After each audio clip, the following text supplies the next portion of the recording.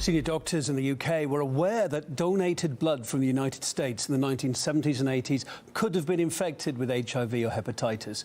It was exposed when the minutes of meetings of high-level doctors back then were obtained by several UK media outlets now. We talked to Jason Evans. He's founder of the Factor VIII Independent Haemophilia Group, who told us the story of his family. My father was born with haemophilia, which is a manageable bleeding disorder. And he, like thousands of others, was given this Factor VIII medication. He himself was infected with both hepatitis C and HIV. And when I was 4 years old in 1993, he died of those infections. And so that's kind of been the thing that spurred me into beginning to campaign on this issue and to research into it.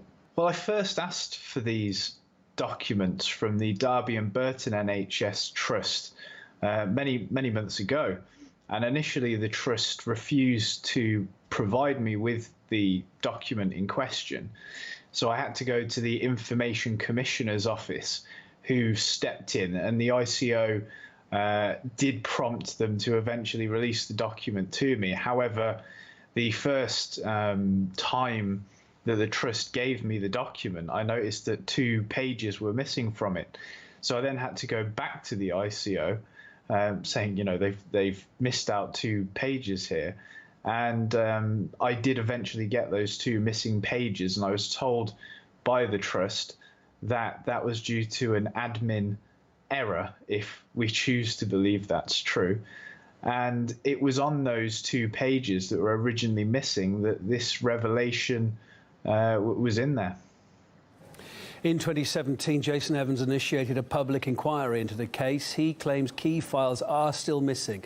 According to the latest report from the UK government, 30,000 were infected with HIV and hepatitis by donated blood from the US in the 1970s and 80s. That led to hundreds of early deaths, while the exact figure is still not clear.